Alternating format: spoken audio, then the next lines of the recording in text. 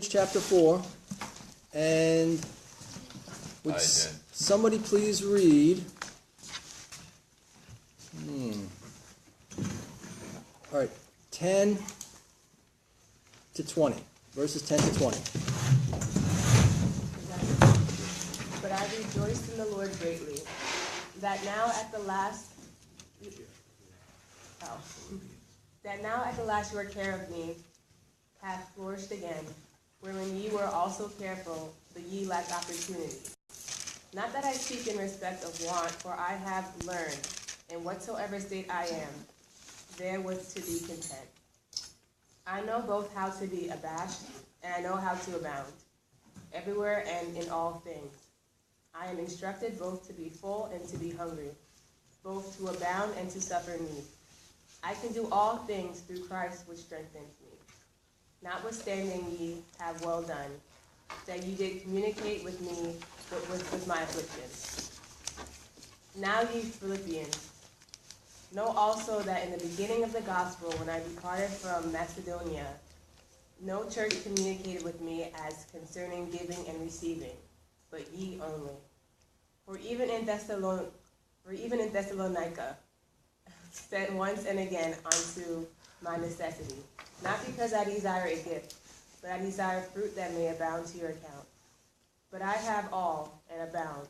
I am full, having received of Epaphroditus the things which were sent from you, an odor of a sweet smell, a sacrifice acceptable, well-pleasing to God.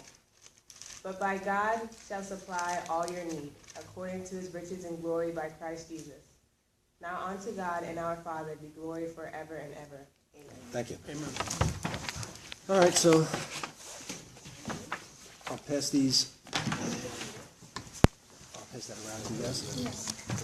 All right, so I'm going to backtrack a little bit. We're going to be looking at verses probably 14 on tonight, but I'll backtrack a little bit to set some context.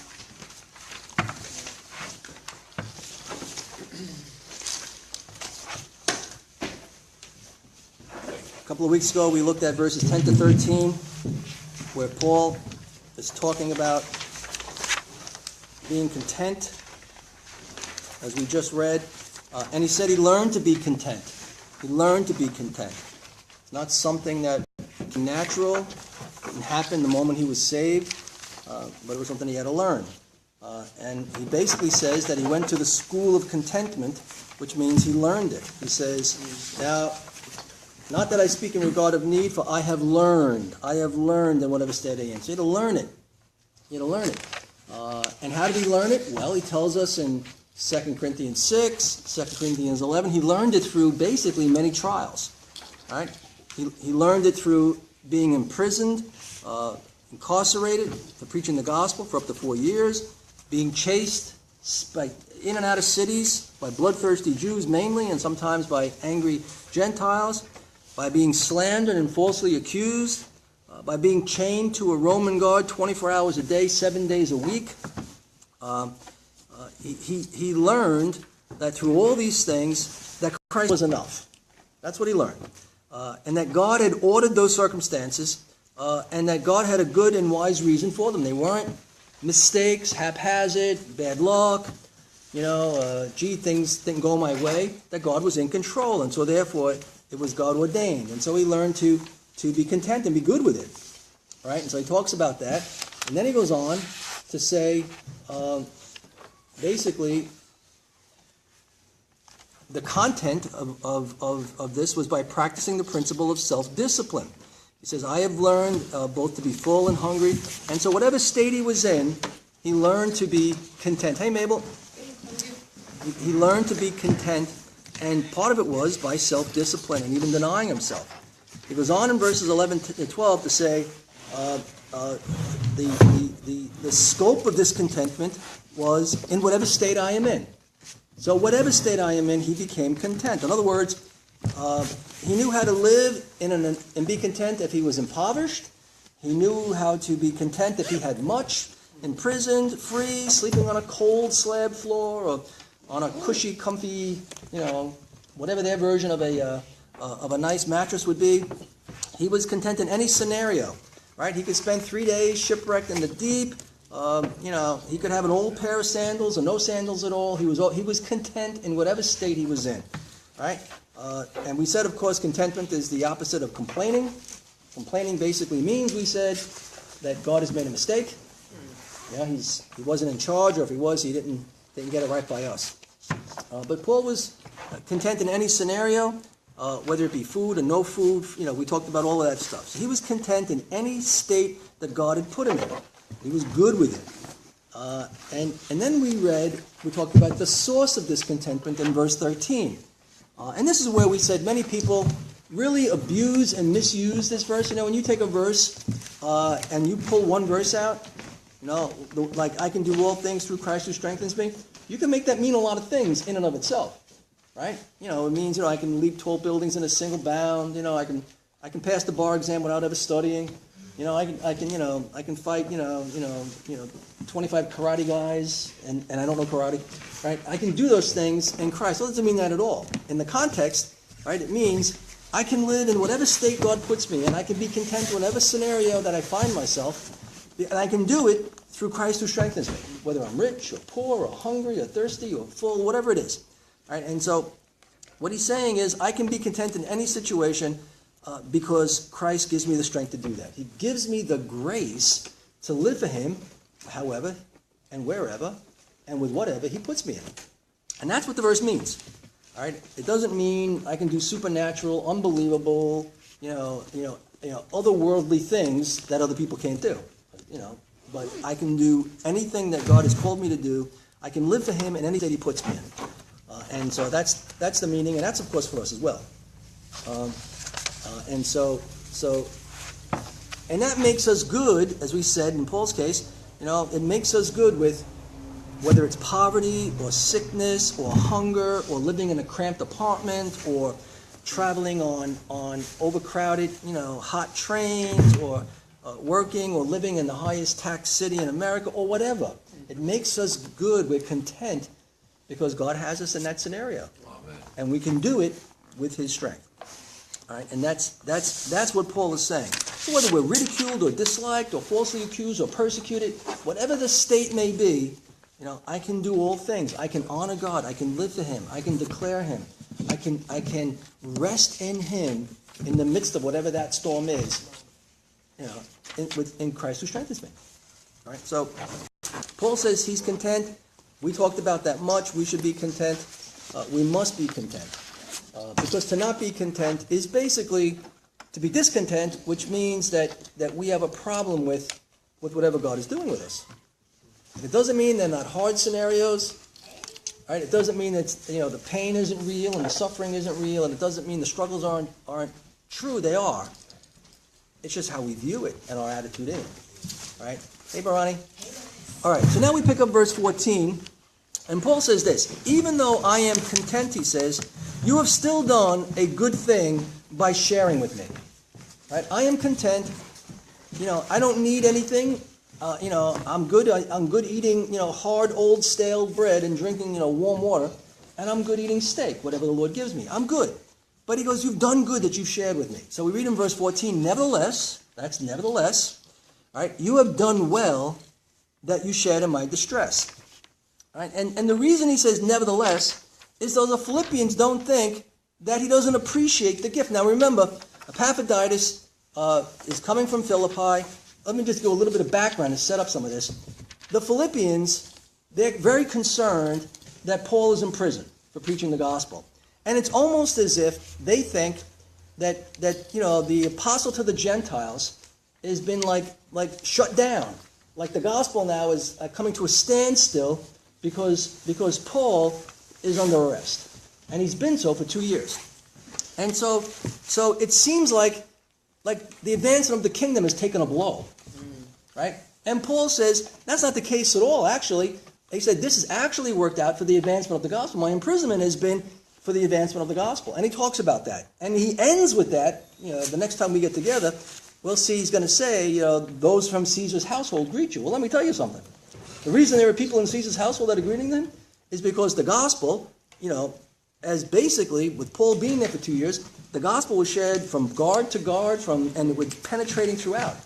And so clearly the gospel is going out at full force by what would seem the hindrance of Paul being, chained to a prison guard.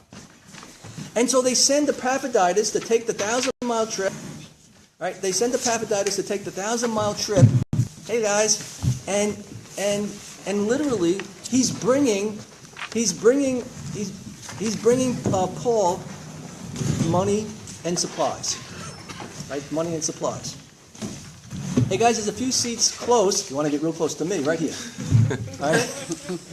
Not many do. All right. All right. So Epaphroditus is taking the trip. And remember in chapter 2, Paul says that Epaphroditus almost died.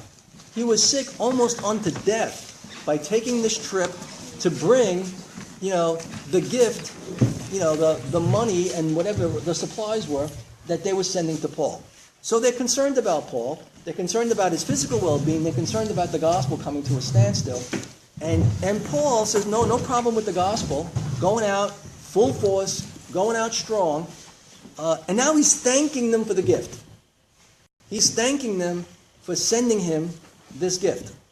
And that's what he's doing in verse 14. Nevertheless, you have done well that you have shared in my distress. So don't think I don't appreciate it. I do appreciate it. Right? Don't think I don't want it. I want it because you want to give it. Right? I didn't ask for it. I'm not, like so many today, pulling I'm the authority, take care of me.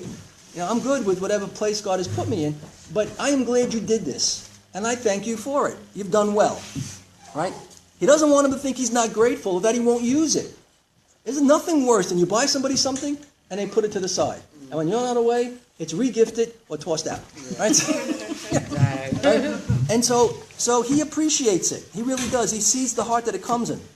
Now, why have the Philippians done well by sharing with Paul? Question. Why have they done well? He says you've done well. You have done well, he says, in that you shared in my church. Why have they done well by sharing with him? Well, it said no church shared with him concerning giving and receiving, but only them. All right. Okay. Because it's akin to sharing in Christ's sufferings, and we're supposed to do that. All right. Amen. Showing brotherly love and that they are living sacrificially. Yes, all true. Somebody read 2 Corinthians chapter 8, verse 7. I gave it to you, I think. But as you abound in everything, in faith, in speech, in knowledge, in all diligence, and in your love for us, see that you abound in this grace also. All right. So here's the deal. Giving is a grace. Giving is a grace. Paul is a pastor. He's a preacher. He's a pastor. He's an apostle, right? He's a pastor, though. And he has a pastor's heart. Remember John says, I think it's in 3 John, I have no greater joy than my children what? All right? It is a delight to the pastor to see the children grow, to see the saints grow, to see them grow in grace. And one of the graces is giving. And so Paul says, you've done well, because it shows me you're growing. He's not looking for the stuff, but what he's looking for is growth. And he sees it. This is an evidence of them growing. Right? And what he's talking about here is about giving. Right? It shows their love in a very practical way. Right? That God was supplying for Paul through them. It shows that it shows their love. It shows their desire. And Paul's grateful for that. And now in verses 15 to 19, he's going to give us this valuable teaching on the topic of giving. And somebody read it one more time, verses 15 to 19. I'll read it. Now you Philippians know also that in the beginning of the gospel, when I departed from Macedonia, no church shared with me concerning giving and receiving, but you only. For even in Thessalonica, you sent aid once again for my necessities. Not that I seek the gift, but I seek the fruit that abounds to your account. Indeed, I have all and abound. I am full, having received from Epaphroditus, the thing sent from you, a sweet-smelling aroma, an acceptable sacrifice, well-pleasing to God. And my God shall supply all your need according to his riches in glory by Christ Jesus. Amen. All right, so in verses 15 and 16, he says that giving advances the gospel. Giving advances the gospel. From the very get-go, the Philippians right? The Philippians, because they're part of Macedonia, they cared about and promoted and co-labored in the gospel from the get-go, right? We know from 1 Corinthians 15 that the gospel is of first importance. All of chapter 1, it's about the forwarding of the gospel, this fellowship in the gospel, right? This preaching of the gospel, right? This making this beachhead, if you will, like into uncharted territories, i.e. Gentile land, the gospel, keeping it moving forward. And the Philippians, they got it. They lived like that. They cared about the advancement of the gospel. And so they financially supported Paul from the beginning. And he reminds them of this by recalling their former kindness and confirming his appreciation for their current gift. You guys have done this in the past, and now you've done it again. And I'm really thankful. In fact, he says they were the only church that shared with him in the beginning. Well, a set of churches that shared with him in the beginning. They shared with him in his distress, which means his physical needs. And by the way, right, how was Paul supported? Well, we know that he did work with his own hands. He was a tent maker or a leather maker. He also, he did receive gifts. Others did help him. Jesus himself was supported. Many of the women gave to him and others.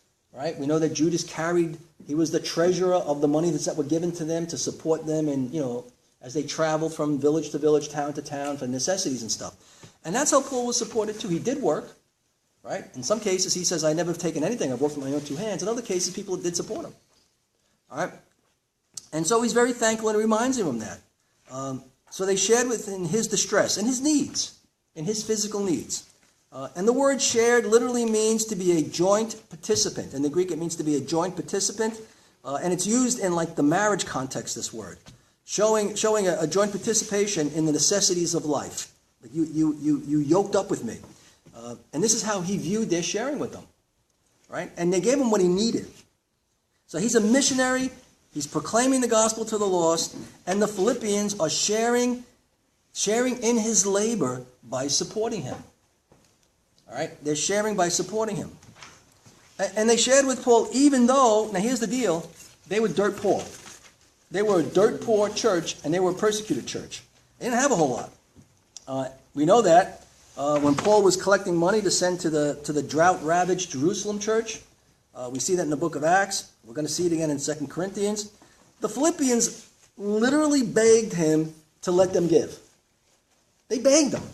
And they were like, they didn't have anything. It'd be like, the guy on the street begging to throw money in the plate. He doesn't have 2 cents to eat with. They begged him to let them do that. Somebody read 2 Corinthians chapter 8, verses 1 to 5. Moreover, brethren, we make known to you the grace of God bestowed on the churches of Macedonia, that in a great trial of affliction, the abundance of their joy and their deep poverty abounded in the riches of their liberty. For I bear witness that according to their ability, yes, and beyond their ability, they were freely willing, imploring us with much urgency, that we would receive the gift and the fellowship of the ministering to the saints, and not only as we had hoped, but they first gave themselves to the Lord, and then to us by the will of God. All right, amen. A lot going on there. Basically, you see it, great trial of affliction, deep poverty, beyond their ability, freely willing, imploring us with much urgency to receive the gift that they wanted to give. Key there is they first gave themselves to the Lord and then to us by the will of God. And so you see they're a church that doesn't have much. They're in tough times. They live in a poor neck of the woods, so to speak. And yet they don't want to be denied this joy and this blessing to share. They want to help, even though they don't have much. And so Paul says in Philippians 4:16 that no church shared with him concerning giving and receiving. And those words, giving and receiving, that's banking language. That's banking language, which is a picture. Well, a picture is like a ledger with a credit column and a debit column. So there's 2 columns, credit and debit. And what he's saying is that the Philippians have a ledger which records the good things that they receive from Paul on the credit column. And the things that they received, all the spiritual blessings and the teaching and whatnot. And what they owed to Paul in the debit column which was their love and their support in the gospel. So they received these things, right? First they gave themselves to the Lord, and then to us. They received these blessings, right? These spiritual blessings, and then they couldn't help themselves but give. But give to the ministry. And that's what he's saying. And I know, listen, I know most of us, not me particularly, a lot of you guys have been beaten badly, like in churches in the area of money. Like, I know that. I've heard the stories. It's like a free-for-all in some cases. Giving is biblical. Abusing is unbiblical. You know what I mean?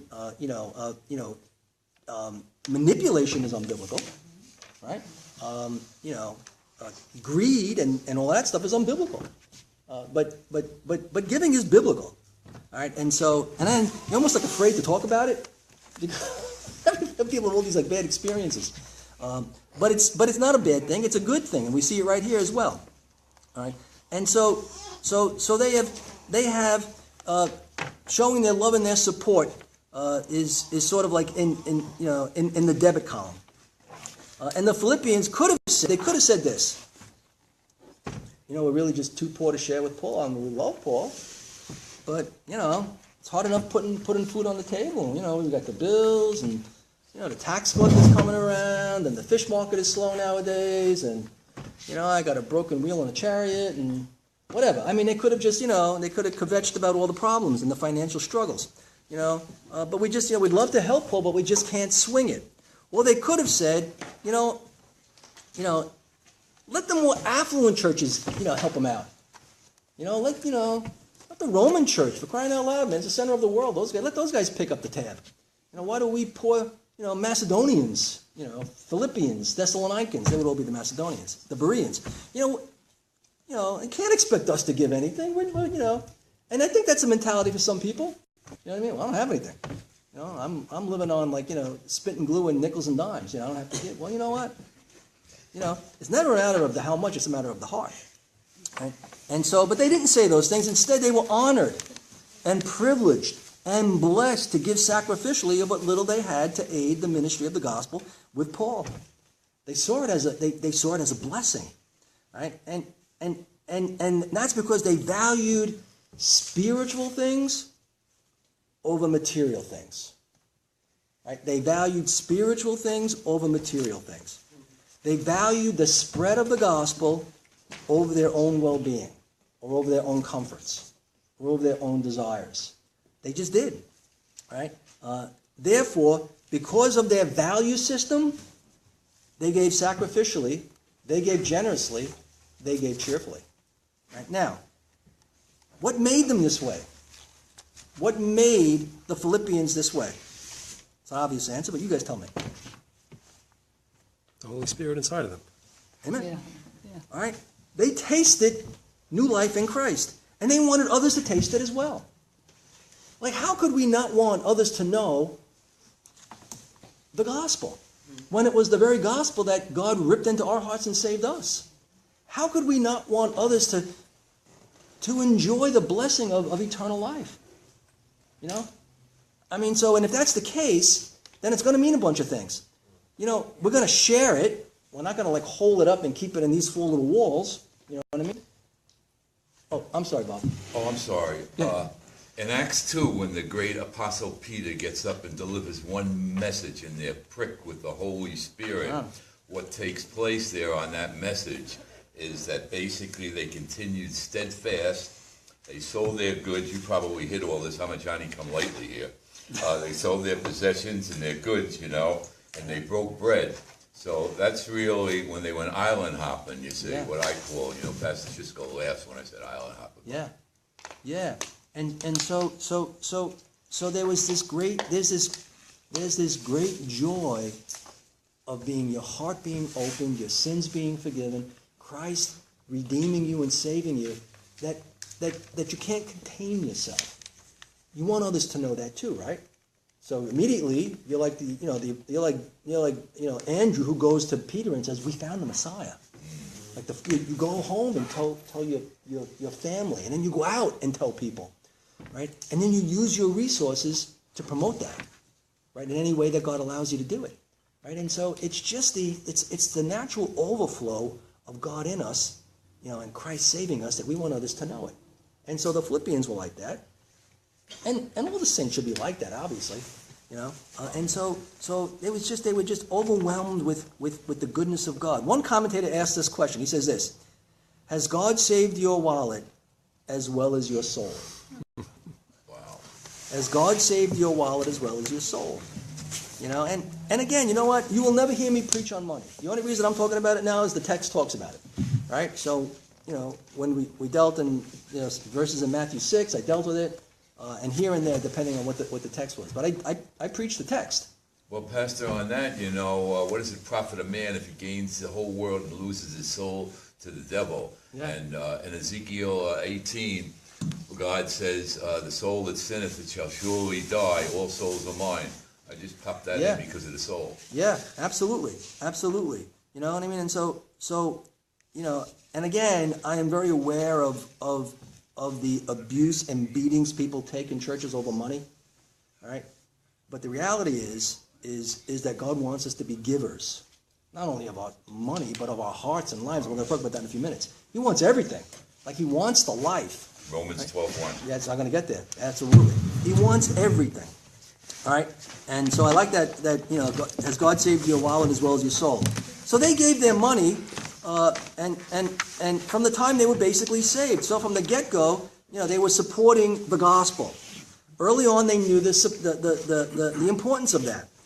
And their money was God's money. That's how they viewed it. And so when we learn that gospel giving is something that we have to teach, it's not something that people usually just get from they automatically know it. All right? That we grow in it. It's a grace. He's just saying it. This is a grace. We need to grow. We need to grow. All right? And the truth is that when God saves us, he saves all of us. And he wants all of us to be totally devoted to him, including our resources. Right? He wants everything. He wants all of us. And there's no more noble use of our money. There really isn't. Than the advancement of the gospel. And listen, you know what? We spend money on what we value. We just do.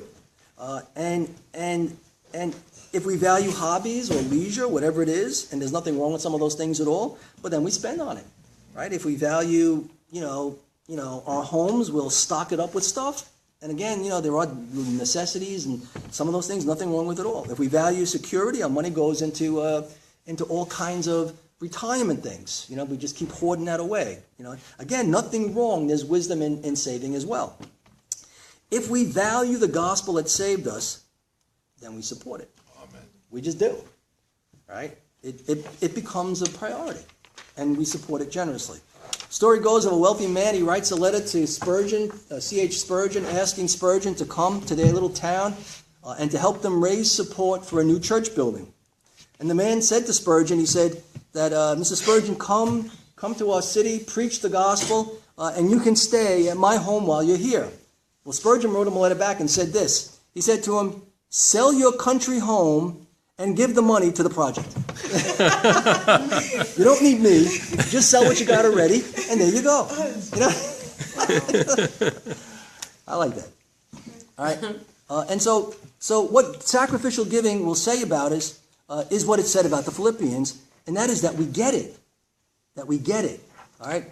We get what's important. We get why God has given you what he's given you. Listen, if God has given you much, then he's given you much so you can give him that much. And you can honor him and bless the kingdom that he's put you in. If he's given you a little, then give him back a little. But whatever he's given you, whether it's money or energy or resources or whatever it is, he's given it to you so that you could advance his kingdom and glorify him. It's not so you can just live jolly, holly, and great, and just live a very carefree life. He does allow us all things freely to enjoy. He said so. All right, but he wants us to be givers because he's a giver. Right at the end of 2 Corinthians chapter 9, after 2 chapters on giving, and by the way, in those 2 chapters, there's one thing that Paul never tells you. You know what it is? Tithe. He never tells you how much to give. There's no such thing as a tithe in the New Testament. He never tells you how much to give. You know what he tells you? How to give it. With a cheerful heart. All right? With a cheerful heart. And so here, guys, listen. If you don't give it with the right heart, it doesn't make a difference what you give. God doesn't accept it. It doesn't make a difference. So he wants us to give with the right heart. Wants us to give with the right heart. And the truth is, we get that we don't really own anything, that all that we have is his, and he's allowing us to be a steward of it for him. Right? So whatever he's given us it us, to help to keep us, right? That's our daily bread. All right? Our abilities, our talents, our jobs, he's given us those things so that he would supply for us, but they're his stuff. Listen, even your children, they're his stuff. Your caretakers, and pastors are caretakers, if you will, or under shepherds of God's people. It's all his stuff. And he wants us to use it well. He wants us to exalt him in how we do family, and how we do marriage, and how we do finances. He wants us to exalt him in those things. And we have to learn. You have to learn. Somebody read Psalm 201 and 50:12.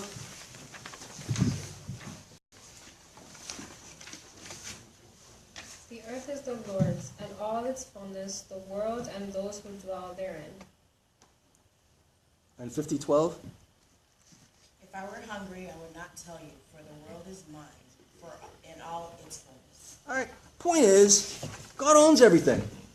He says in one psalm, I own the cattle on 1,000 hills. And that doesn't mean he doesn't own the cattle on the 1,001st hill. It just means that he owns everything. Everything is his. Right? There's the reason why Jesus says, what can a man give in exchange for his soul? Right after he says, what is a profit if man gain the whole world? It's basically saying, what can you do to buy yourself out of judgment? What could you give him and offer him that would in any way, him say, well, okay, give me all your IBM stock, or give me the property you own. Oh wait, I own the world already.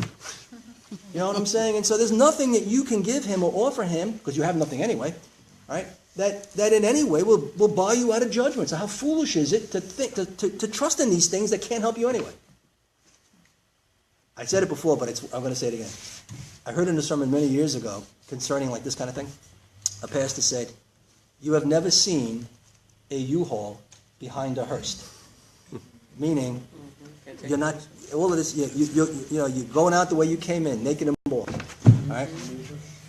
So now, not only does giving advance the gospel, but it grows the saints. It grows. Look at verse 17. Not that I seek the gift, but I seek the fruit that abounds to your concern. Giving is one of the tools that God uses to grow his people. Right? It is a fruit that Paul was looking for and was after for the Philippians. It wasn't looking for their money. He was looking for fruit. He was looking for fruit and growth. Right? And he knows that a giving saint is a growing saint. A giving saint is a growing saint. And how does giving grow the saint? How does giving grow the saint? I think it's because it'll allow you to hold things loosely. And All right. so when you're giving it away, it's releasing your hold on it. It's not taking possession of you. Good. I like that. Anything else? It might be that your trust. Where is your trust? Is your trust in Christ? Is your trust in God? Or is your trust in the thing? Right. Right. Mabel? And I was going to say, you don't value it.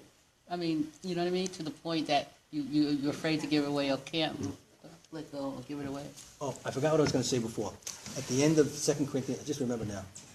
At the end of 2 Corinthians chapter 9, after Paul goes through all of this, and giving and how to give and the heart to give and all that kind of stuff, he ends by saying, but thanks be to God for his indescribable gift. So listen, God is a giver, and he has given us we can't describe it. Words cannot describe what he has given. That is his son. And so if he has given us the ultimate, best, indescribable thing, like it ought to be real small potatoes for us to give back our temporal things, whatever they are. You know what I mean?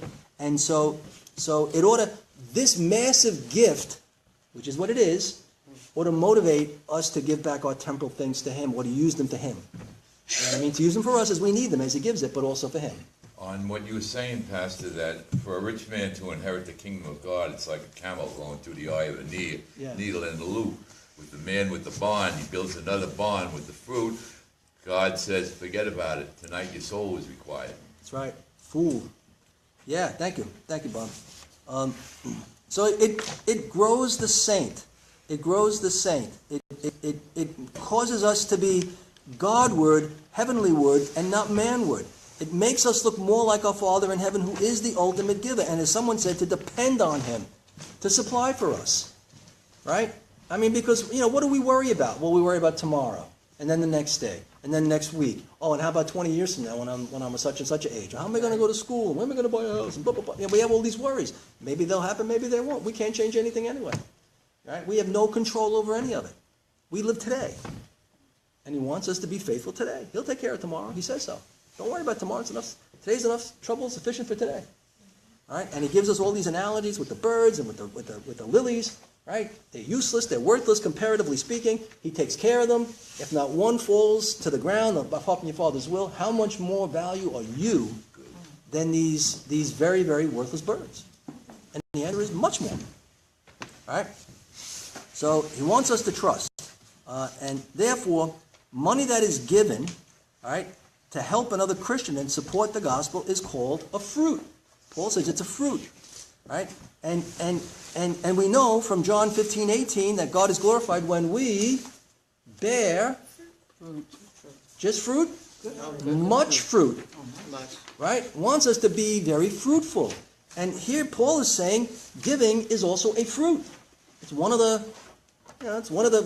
some of the fruit on the tree, so to speak. It's a fruit. Right? So he wants us to be bearing fruit. And Paul wanted nothing more than for the Philippians' fruit to increase. That's what he's after. He doesn't care about the gift. I don't mean he doesn't care in the sense that they did something nice for him. He's very appreciative, actually. But he's not after that. What he's blessed by is they're growing. That's the blessing to him. Right? They're growing. Not that they're giving him something. He's not looking like with his hand, what can I get? Right? He's looking at how can they grow. They're growing. They're growing. And so Paul wanted that more than anything else. That's why he's so pleased with their latest sacrificial gift, because it was evidence that their fruit was increasing. This is like, here's tangible evidence. You would send Epaphroditus 1,000 miles through, and trust me, traveling in those days, was not an easy task.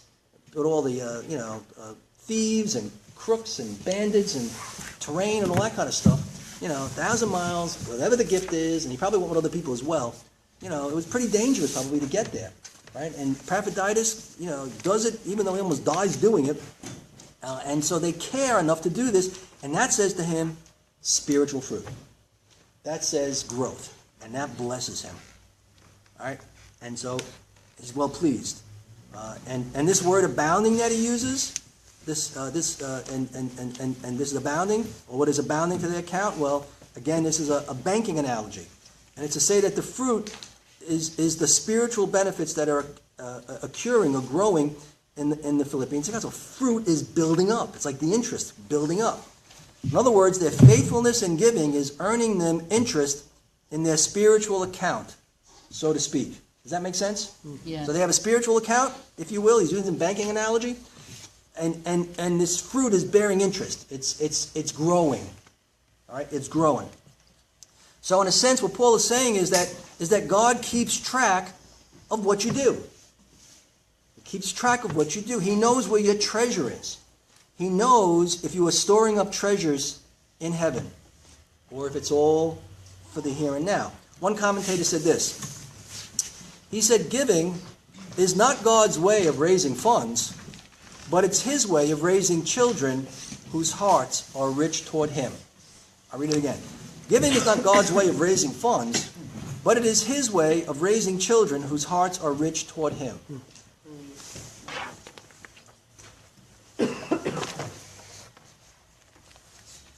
Well, not only does it advance the gospel and grow the saints, but also in verse 18a, it blesses others. He says this, "But I have all and abound. I am full, having received from Epaphroditus the things which were sent from you." It's kind of a no-brainer here, but it's worth, I guess, reminding ourselves of this.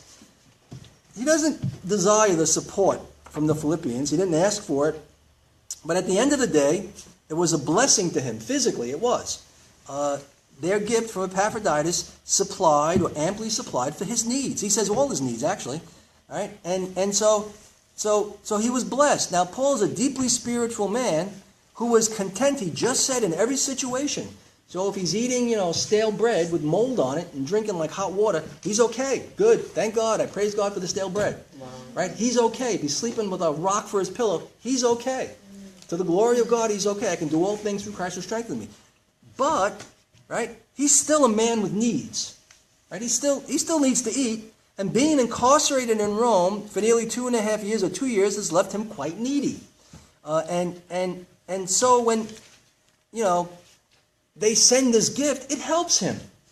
Like, it is a help. Like, listen, somebody's sick, a family is sick, or somebody is struggling, and you send over a meal. You don't think that blesses them? Like, did you ever get a meal, like, I think, Fendi, you were just saying it the other day, or maybe, Benny, you were saying it, after you had the baby, like, some people brought meals or something. Were you blessed? No. Now, you wouldn't have starved without it, of course, right? You would have eaten whatever you had already. You would have had Benny cooking something, right? And yet, you were very encouraged and blessed by the love of the saints to do that, right? I understand that as well. And so it's a blessing to other people. So when you give to the church or to a missionary or to gospel ministers, you bless them. Janet and Steve did all that time when Roberta's husband passed away in North Shore Baptist. Oh, yeah, Roberta Teague. Me and Janet and Steve went over there. I think his name was Brian. Yeah, Brian Teague. They're wonderful, Janet and Steve. Amen. Amen. And you know what? That's a sign of growth and fruit. It's a tangible show of love of Christ. You know what I mean? And it blesses the saints. We bless the saints. When you give to needy saints, when you help, listen, do good to all, but especially the household of faith. All right? And so it blesses the saints. When I was out of work for 13 months, Dylan McKeon's father, back in like 2001 or 2, he came over one night with this big tray of baked ziti. He just, he cooked these, actually pretty good, right? And he just said, I just wanted to give you guys this, and it made me cry. Yeah. Like, how kind, you know what I mean? That people care. Like, the saints care about the saints. And so, when you go into your pocket in some way, shape, or form to help the saints, which, by the way, you shouldn't make it public, by the way. Don't let your left hand know what your right hand is doing. But you bless the saints. Or when you pick up a bill, or you know what I mean? When you help someone in need. It really does. All right, so it blesses others. Now, fourthly, though, it also pleases God. Look at the end of verse 18. All right, he says this: it is a sweet-smelling aroma, an acceptable sacrifice, well-pleasing to God. All right? Because giving advances the gospel, and because it grows the saints, and because it blesses others, therefore, it pleases God. It pleases God. Now, let's just for a second think about the opposite for that second. Paul is saying,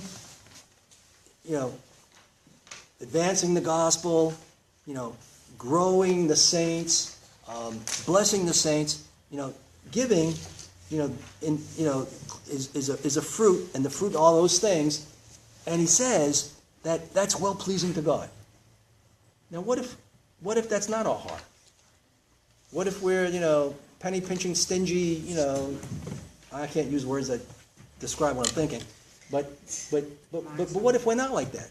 What if we're tightwads? What if we're like, get a job, and eat rice or whatever? Like. So what if we're not that way? What if we're stingy? What if we're like penny pinchers to the kingdom? All right.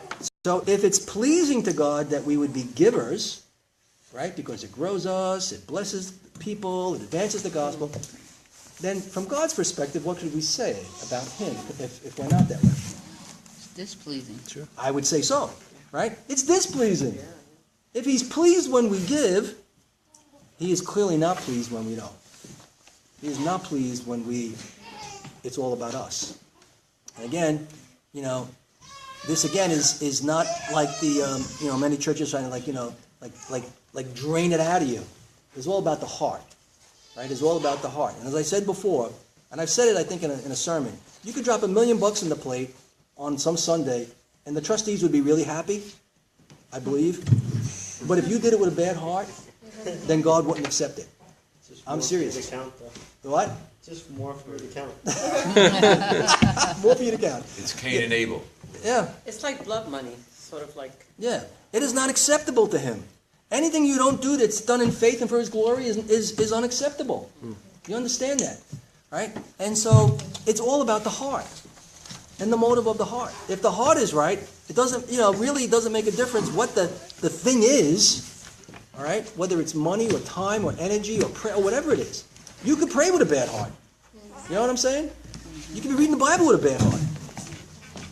Yes, Dan? It's like that, I don't know if it was a parable or an actual event where Jesus spoke about that woman who only had like 2 pennies to put in the money box, but that was more valuable than what the other people were doing because it was more dear to her. Yeah, she gave out of her poverty. Yeah, and she gave with the right heart. All right? And so it pleases God when we give that way. All right? And Paul says that the Philippians, like their gift had like a kind of like a trifold effect, if you will. It's a sweet-smelling aroma. It was an acceptable sacrifice, and thirdly, it was pleasing to God. Well, let's look at this sweet-smelling aroma. And this is Old Testament language from the Levitical offerings. So I gave you a few verses, Exodus 29, Leviticus 1, and Leviticus 2. Would somebody read those 3? And you shall burn the whole ram on the altar. It is a burnt offering to the Lord. It is a sweet aroma, an offering made by fire to the Lord. Leviticus 1:9. But he shall wash its entrail and its leg with water, and the priest shall burn all on the altar as a burnt sacrifice, an offering made by fire, a sweet aroma to the Lord. Thank you. Leviticus 2:9. Then the priest shall take from the grain offering the memorial portion and burn it on the altar. It is an offering made by fire, a sweet aroma to the Lord. All right. Now, in the Old Testament sacrificial system, there were 2 types of offerings. There were sin offerings, and there were offerings as to worship to God. And the second type of offering is what Paul has in view here. All right? And in Hebrews 13:16, we see that our doing good and our sharing is an act of worship. Somebody read that? 13:16 of Hebrews. But do not forget to do good and to share, for with each sacrifices God is well pleased.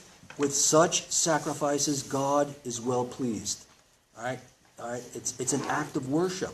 Ephesians 5:2 tells us that this is how Christ offered himself up to the Father. Somebody read 5:2 of Ephesians? You should start with 5:1. Start at 5:1.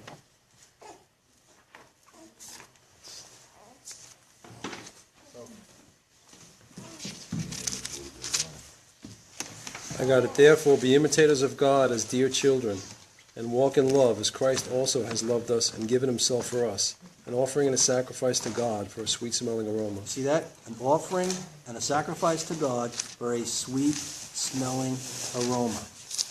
All right? So what Paul is implying with the sacrificial language, that the Philippians, what they were giving was an act of worship. It was an act of worship. There was a fragrant smell to the Lord that would reach the throne, if you will, and it was a delight to him. It was an act of worship. You see, so it's a grace. We grow in it, but it's an act of worship to him. All right, and that's what giving ought to be. Like you should never be like grudgingly, giving anything. Right? It should be thank you, Lord. Thank you for the privilege. That's why at the cross, when Jesus died for me, that Jesus was a sweet-smelling sacrifice unto God. It was a guarantee that the resurrection would happen. Yeah. Christ died for me, my atonement. I was imputed Christ's righteousness and his obedience. Amen.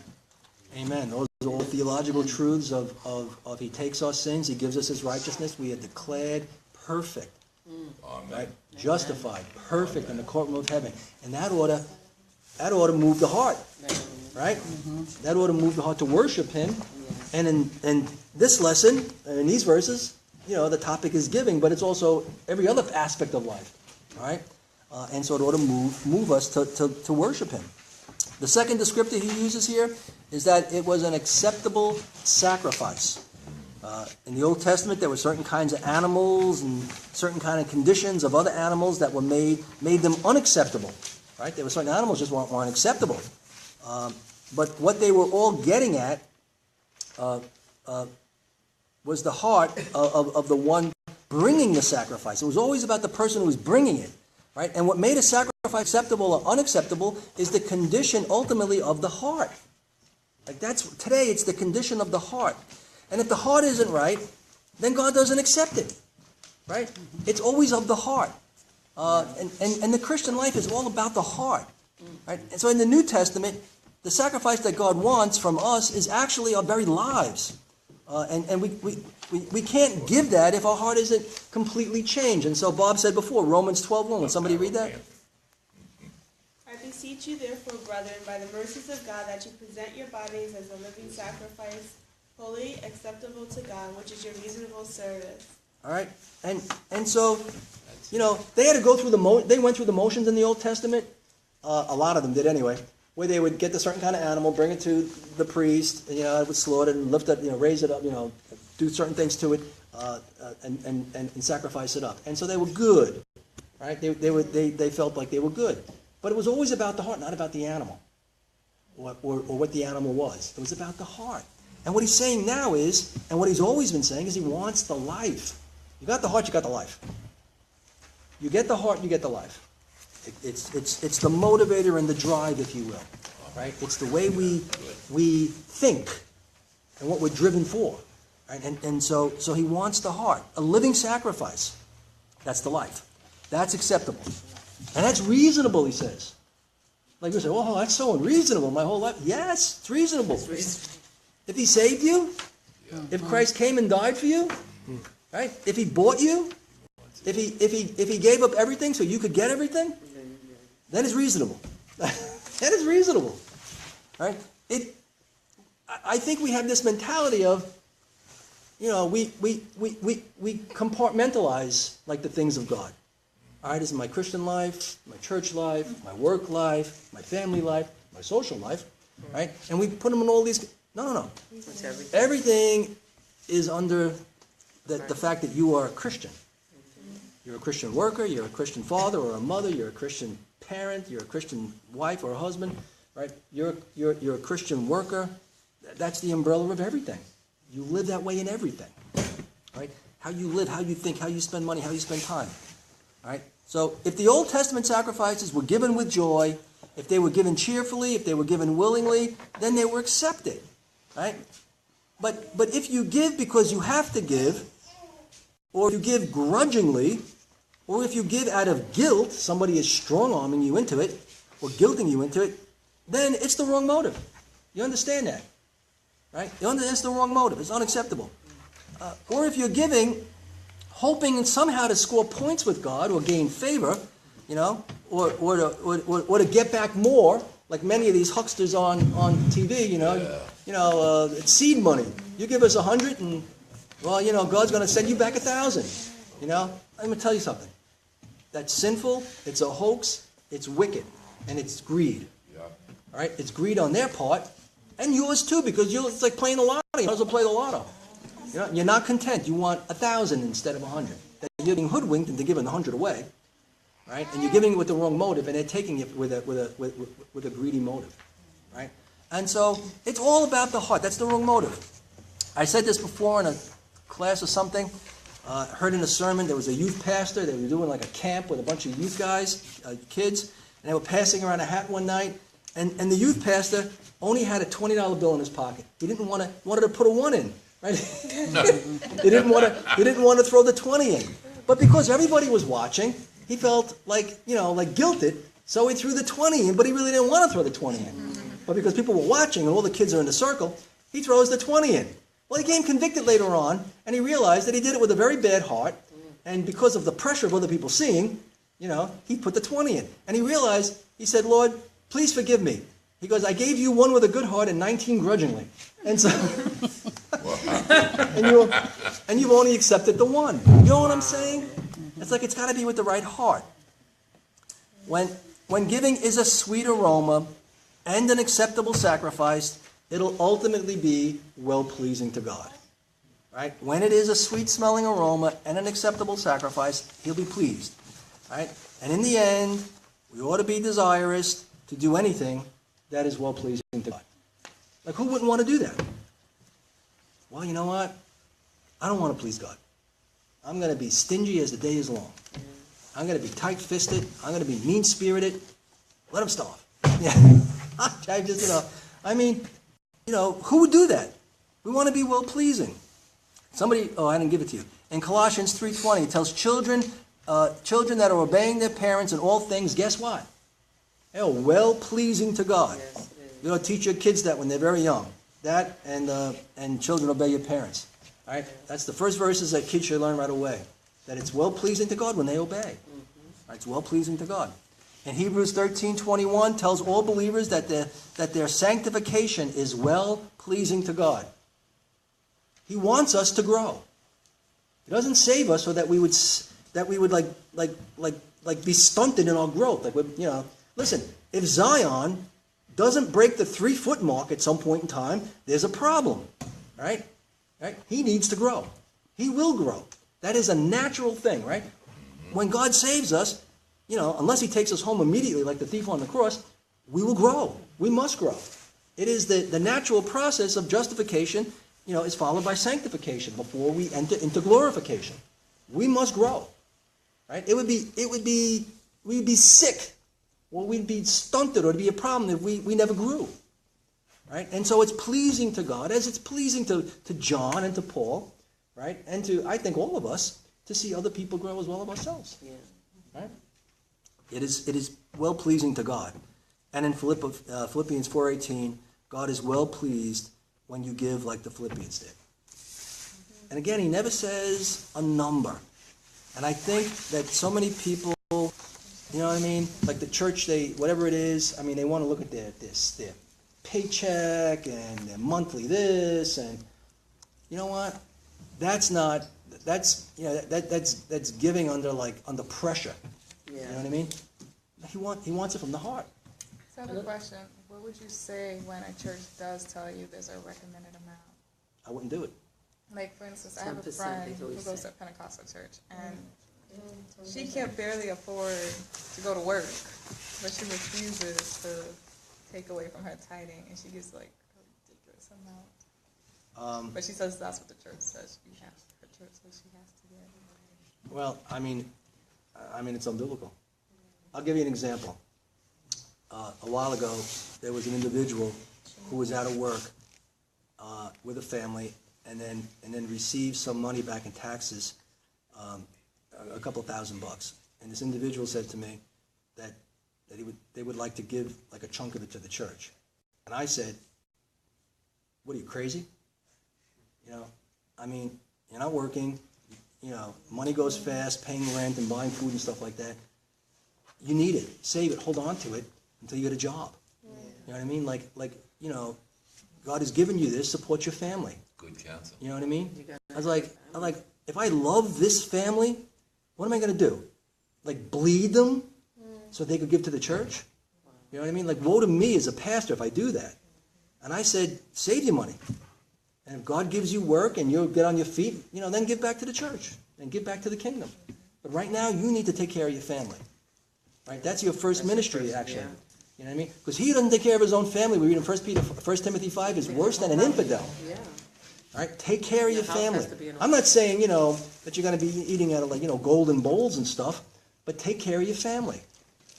Supply for your family. And God gives you your daily bread to do that.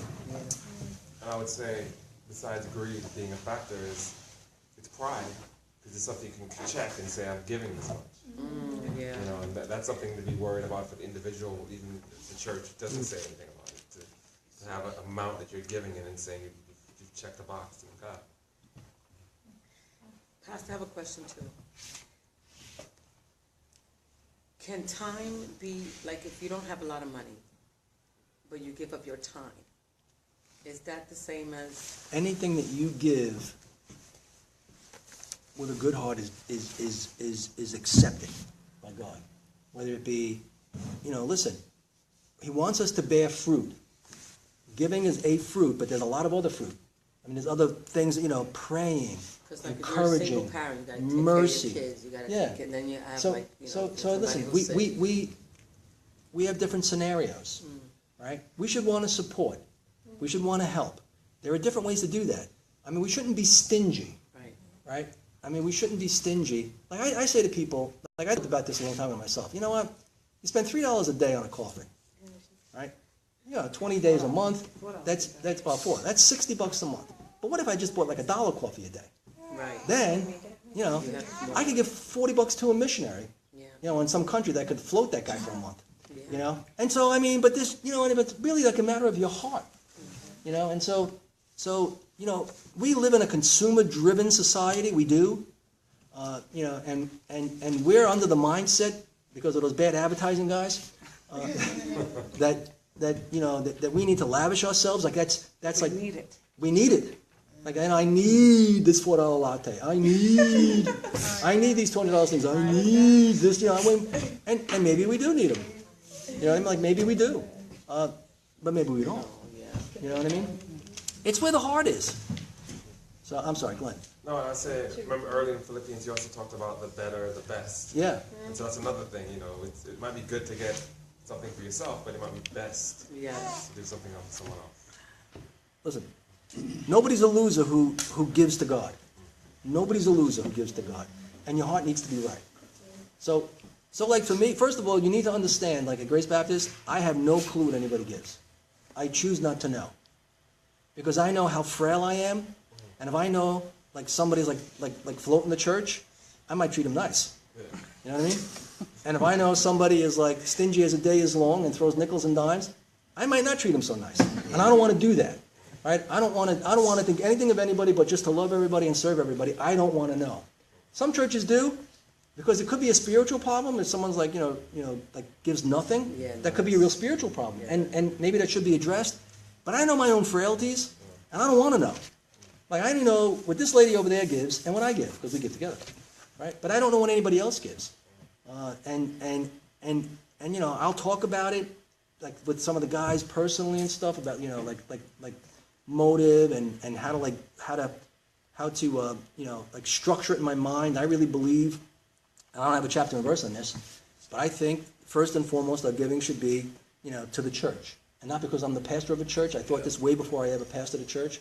But I think the church is the body of Christ. It is the mechanism that God uses on this earth to proclaim the gospel, and we should always give to the church wherever we are in this world. But I think, secondly, we should give to ministries that support the church or planting churches or in any way the gospel forging forward.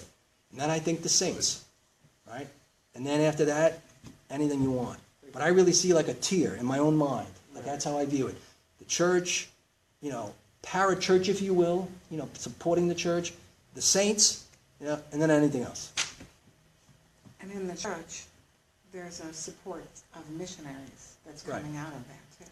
Now, I know it's self-serving for me saying this because I get paid by the church, but I honestly believe this is true, and I believed it way before I ever was a deacon or an elder or anything.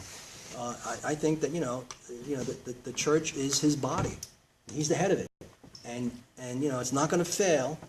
The church is his bride. So. It's his bride, and not the building, but so we should always be active in it, serving in it, praying for it, using our gifts in it, right? And with it, reaching out to others with it. You know what I mean? We should do all of that stuff, right? And training up the saints within it to do the work of the ministry.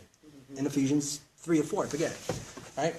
And so, yes, Bob. I'm a vile sinner, and I want to be a holy man, And basically in John 3:3, it says, even as he is pure, everyone purifies himself. And when you go to Peter 1:21, it's saying about the same thing, you see.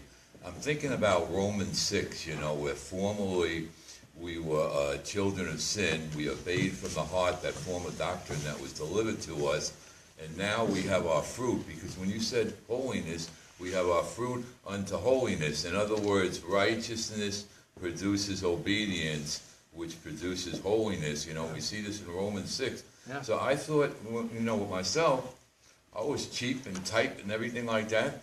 for years and years and years. But as I started growing in this holiness, and not by my work, but by being regenerated, by God working in me, you know, God decided, well, this guy Robert Chipsey, I'm going to try to make him cleaner and cleaner and whiter and whiter. Right.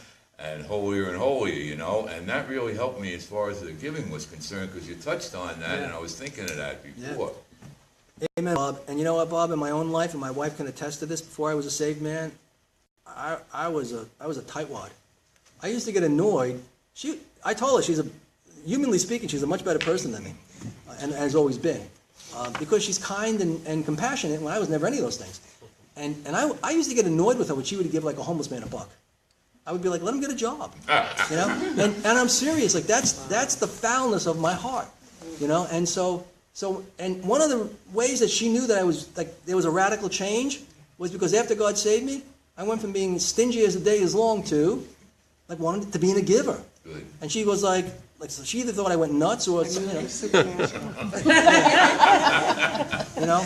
And so, but when the gospel, like, rips the heart open, you know, I mean, it's going to change things. All right. Now, all of this being said, why is he well pleased? Because we are ultimately giving it to him. We are ultimately acting like him. Right? We're made in his image. He's a giver. He wants us to be givers. Right? He's a giver. And understand, he doesn't need anything from us. It's not like we in any way, you know, help him with anything. He doesn't need one red cent from anybody. He doesn't need our time. He doesn't need our energies. He doesn't need our money. He doesn't need us to preach the gospel. He could do whatever he wants to do. But he has chosen to work, you know, and to fulfill his end by means. And we are the means. That he has chosen to glorify himself. And part of it is us living for him. And that is basically, is we're glorifying him by trusting him in all of these ways. And we're surrendering and saying, I trust you. Help me to trust you more. Help me to trust you more. And of course, money is one of those areas. All right? And so it's a showing of trust for him. He already owns everything, and he will support and supply for his people any way he sees fit. He's not going to let the kingdom tank. It's not going to go down because, you know, all of a sudden, you know, there's a, you know, the churches in America lose 501c or something like that, which I think is coming, by the way. Right? It's not like, you know, like you know, the church will take a big hit because it's his church. And the gates of hell won't prevail against it. And he will keep it. And he's well pleased when we have a heart to give back to him. All right, any thoughts or questions? Because we'll stop there. I know it's a touchy subject, I know that. But we need to hear it. Yes, Barani. It just kind of reminds me of how I came from a church that would manipulate people into giving. Because I used to work in offices, so I saw a lot of things going on. And I know the pastors used to go to the accountant in there, and we don't have meetings or whatever, but I noticed that they would see who would give, you know, the amount that they liked. And then Sunday mornings, you can tell, like, the things they would say to them treat them so during the service, different, and so that kind of like sparked when you said that, Like there'll be, Glenn, what was the question you asked me when? Oh, about tithing and about. So Glenn calls me up when I haven't met him yet, and he's like searching for churches, and he goes, I have one question for you, and that's never good. You know, I'm thinking to myself, like one question. And he wants to know, he said, what's your position on tithing? Now I'm saying to myself, I try to size people up and say, all right, where's it coming from? Like, you know, where's it coming from?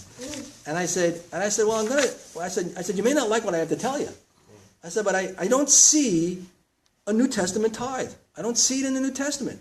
In fact, if you go to the Old Testament, actually, they were giving 23 1/3% every year. Like, they were giving a lot more than 10, you understand that. Right? And so I don't see it. I see in the New Testament, God wants you. He wants everything. He wants your life in your heart, and he wants it willingly. And so I told him that. He said, good, I'll come. Because he was so beaten down with it. They started contorting all kind of scripture, and I just wanted to see where they stood on it. And everyone was very concerned about how to say it. And I just saw there's a lack of faith in God. You know, because what you're basically saying is, church needs money, and this is the way I got to get the money, as opposed to really having faith in God. And I mean, The church does need money, though. Yeah, it does. well, hey, listen, if you stop giving, then you're not going to see me anymore. Exactly. You know, and so I mean, it's just a reality. You know. But that sounds really bad. I know, that sounds good. I said to someone, I said, if honestly if we were like wealthy, I would do it for nothing. Yeah. I really would. Yeah. I mean, it's an unbelievable privilege. But yeah, we ought to want to lighthouse and beam it out. Exactly. You know what I mean? And so we should want to, like I said, we should always support it, no matter where you are. Yeah. You know, and it really should be part of your budget.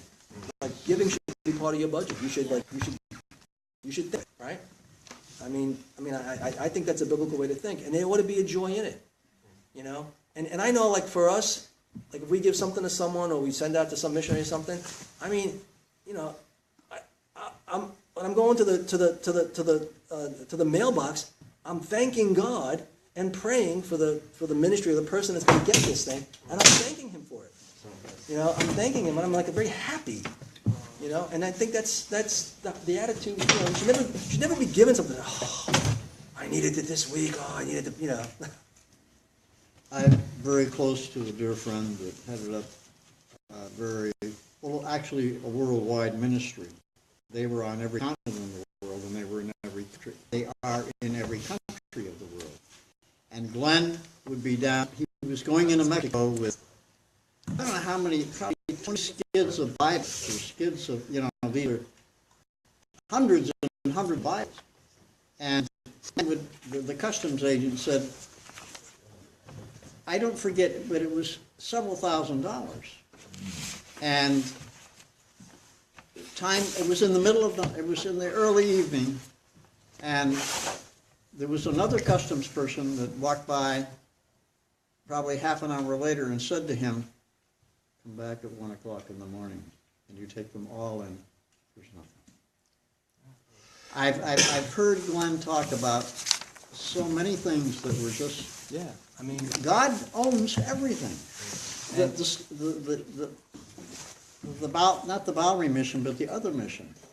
There was one of my sons was Anita and Jim Barnhagen used to run that mission, and there was a lady that would give money every year for food for Thanksgiving and Christmas and everything. And she was getting older, he was getting older, and just before he retired, she visited Jim and Anita and said, there's a lot of airspace on the top of this building.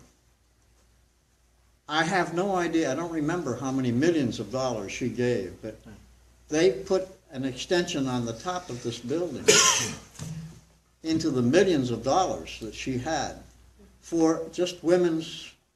They had a very successful and wonderful men's ministry on the bottom, but on the top. Well, and I have spent several Christmases down there just to get away from the Christmas that was that. But God, He's in charge. He's in charge. All right, so let me give you this little tidbit, and then we'll pray. He's in charge. And that is this: when you give, don't view it. I don't think you should view it as, well, I'm giving it to this group or that group. No. I mean, view it as you're giving it to God, and pray that like let's say Grace Baptist Church would use it wisely. You know what I mean? Or pray that this missionary would use it wisely. Yes, of course. But in your mind, you're giving it to God, and that'll be the joy. You know what I mean? And you won't be like, well, you know, why did they do this instead of that? You know, why didn't they get green chairs instead of blue? You know, I mean, you won't start thinking that way. You just say, you know what, I'm giving it to the Lord, and then you pray that they would be wise, use it well. That's what you do. You pray, but you just say, Lord, it's for you, and it's you, but it's going here or wherever that here is. So, Right, all and right. and you have to see it growing. You have to see the church growing in areas, or see it being used. Like, I used to go to New Fellowship on Queens Boulevard, and 19 years later, nothing's changed. Not even the worship team, like nothing. And I said they have like 3 services on a Sunday, and they get so much money. That's in the Elk Club? Yeah. I was trying to get a church there, yeah. And I said, what's going on? And I wrote it when I first came back from Florida, and I started searching churches, and I went there. I'm like, Everything, nothing, it remained the so- same so- 19 so- years so- later. so- Like, you know what we hear? We didn't see anything growing. You know what we hear a lot, like when we're at street preaching on, out by like Queen Center Mall? Like every now and then, somebody will come by and they'll yell out, what will they yell out, Clyde? You're out for the Yeah. money. Yeah. You know what I mean? I'm like I don't get a nickel. I mean, you know, I'm out for souls, I'm not out for money. You know? But you know, they think because of the society and all the stuff they see on TV and the charlatans that they watch, they think that, you know, we're all trying to hoodwink people into, like, you know, taking their money. And so that's the mindset, and you're working with that in some cases. All right. Jazzy, will you close us in prayer, please?